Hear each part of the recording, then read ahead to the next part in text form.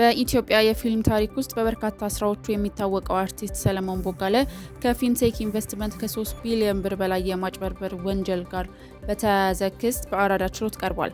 ትላንት እንደገለጽንላችሁ በዚሁ መዝገብ ስር እነ ሰራዊት ፍቅሬ፣ ይገረም ደጀኔ፣ ዳንኤል ተገኝ፣ አብርሃም ግዛው፣ ወንድም ካሊድና ቲክቶከሩ መንሱር ጀማል ቀደም ብለው በቁጥጥር ስር መዋላቸው ይታወሳል።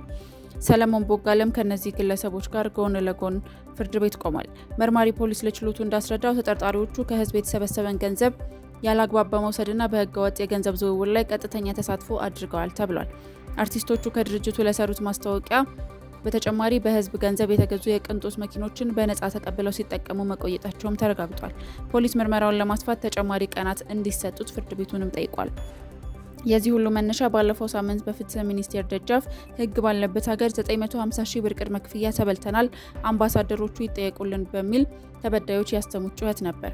የህግ ባለሙያዎች እንደገለጹት በማስታወቂያ አዋጅ ቁጥር 759/2004 መሰረት ማንኛውም ታዋቂ ሰው የሚያስተዋውቀውን ድርጅት ህጋዊነት የማጣራት ግዴታ አለበት። ይህ ካልሆነ ግን በወንጀሉ የጋራ ተጠያቂ ይሆናል። ይህ ክስተት ለሌሎች የማህበራዊ ሚዲያ አንቀሳቃሾችም የማስጠንቀቂያ ደውል ሆኖ ተመዝግቧል።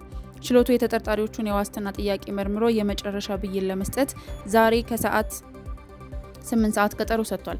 አርቲስት ሰለሞን ቦጋለና ጓደኞቹ በማረሚያ ቤት ይቆያሉ ወይንስ በዋስ ይፈታሉ የሚለውን ዜና 08 ተከታትሎ ያደርሳችኋል።